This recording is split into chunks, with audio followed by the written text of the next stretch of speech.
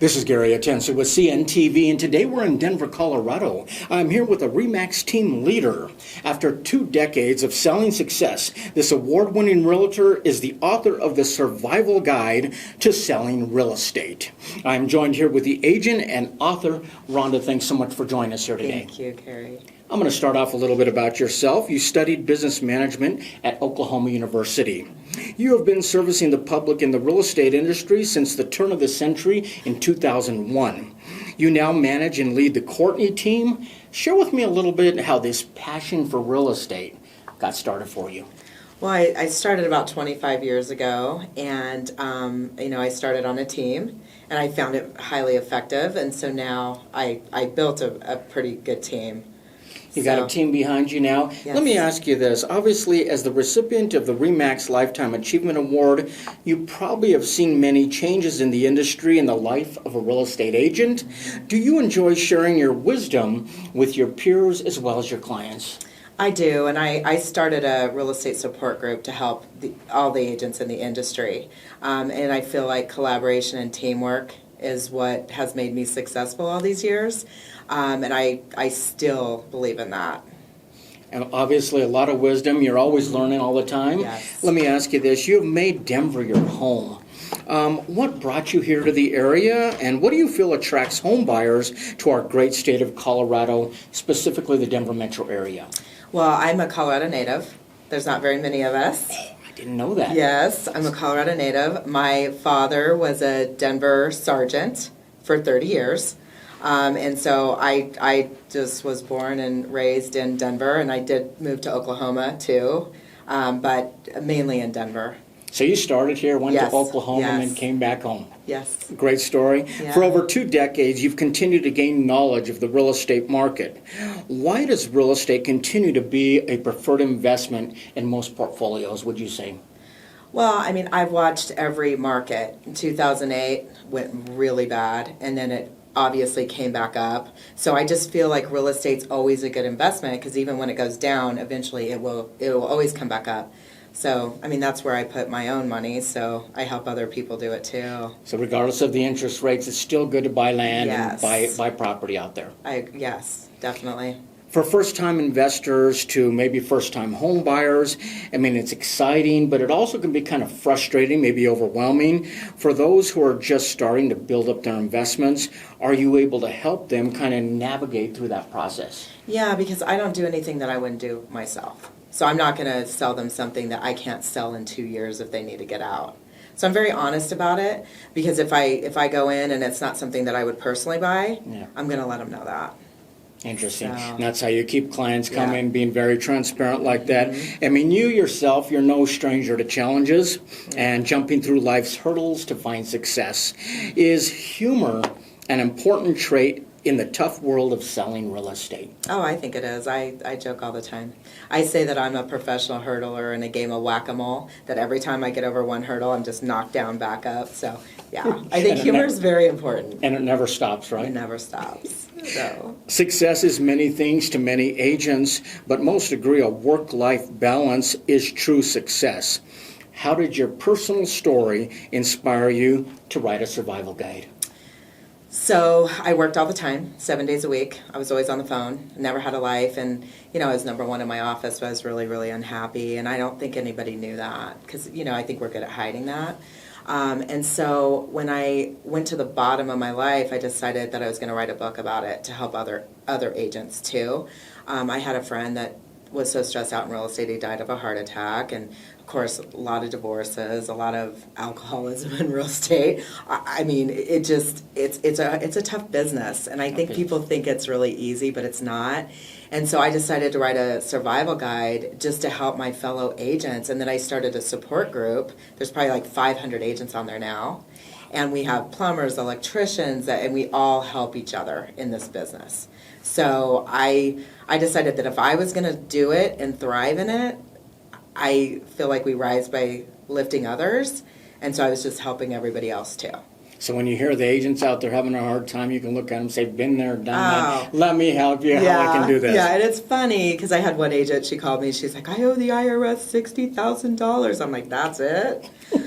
they'll do a payment plan. I've been there, like 300,000. Like, yeah, it just, yeah. This guy teaches how to release the golden handcuffs. What are the golden handcuffs? Explain that for me. So I think real estate, it's tied to money. I mean, you can make a lot of money in real estate. So I feel like it's golden handcuffs because you don't really want to get a different job when, you're used to being successful in real estate. So I call it the golden handcuffs. It's hard to get out of it. It is, and it makes sense, and it's hard to have that balance. That's why you need a guide like that. Yeah. I mean, by finding true work-life balance. I mean, to separate the two, is it important for agents to run their business like a business? Yes, I think it is. I mean, there's no need to do an inspection deadline at midnight. You're going to call your client at midnight, hi, your inspection's due? I mean, so I tell people right up front, I'm going to run it like a business. I'm going to respect your boundaries too. And this is the other agent when I'm working on the deal. I normally put my deadlines at 6 o'clock so that we are running it as a business, that we're not doing it at 9 o'clock at night while your buyer's having bath time with their children. I feel like the more professional you run it, the more your clients respect you too. Absolutely. Yeah. They're going to value your time. You value their time. Yes. Win-win. Yes. This book is a story really of the human spirit. It's uplifting, and it's probably relatable to many of the working professionals out there who are grinding away. What has been some of the feedback of folks that have read this? I was one of the speakers at the ReMax convention, and I was in the bathroom, and this lady recognized me, and she said, I read your book, and it changed my life and how I do my business. And I think that meant more to me than almost anything in my career, because it showed me that people are struggling. They have the same struggles that I did. And, she read it, and she said that she was running her business like a business now, and that she actually felt like she had a life, and that she didn't feel like she was all alone in her struggles. So I think, by putting myself out there, and it was kind of embarrassing. There's some stuff I share in there that's very personal, but I did it so that other people could learn from it and maybe help them with their journey in real estate. After all, we get in it to run a business, not let our business run us. Yes. And that's what I see many times with overachievers, real estate. I mean, there's no ceiling. The sky's the limit, what you can make. So it's kind of hard to stop. Kind of hard to put the brakes on sometimes when you realize you can do so much. Yeah. To be in the ReMax Hall of Fame, in the 100% Club, in the Platinum Club, you obviously understand this is more than just selling houses. Yeah. This is really about building relationships. Do you enjoy getting to know your clients? I do. I'm on the 6th, 7th house with some of my clients. I'm selling houses to their children now that were in car seats when their parents bought their house. Now their children are buying houses from me. So I think it's definitely a relationship business, and a lot of my clients are very dear friends now. Yep. So. Your friends become your clients become your friends. Because of these successful relationships, you now work pretty much 98% by referral. Is it an honor when a client places their trust in you for probably the biggest transaction that most of us will ever do in a lifetime? Oh, it's such an honor. I mean, for them to trust me with that, and I don't take it lightly. Yeah. I treat every single one of my clients and customers like they were a personal family member or myself buying that house. Like you said, if it doesn't get you excited, you don't go with the same thing with them, making sure it's something that you're transparent in your beliefs of what you've learned. Rhonda, you've been voted in the top 7% of realtors.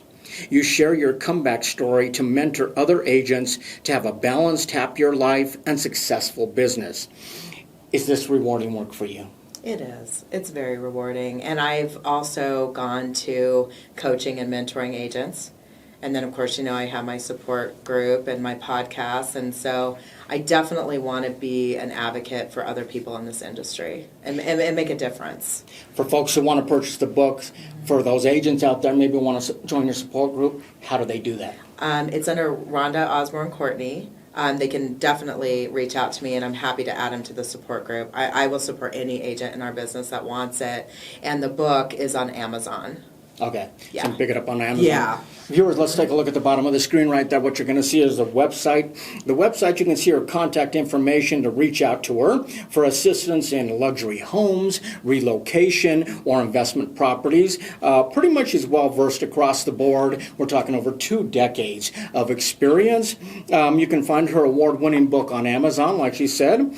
Follow her on Facebook, where she has thousands of followers as she shares her love for real estate, people, and definitely pets. Yeah, definitely. You'll find her there as well. Once again, that is Rhonda Courtney with ReMax, working hard to earn and keep your business. This is Gary Atencio with CNTV. And if you don't know, now you know.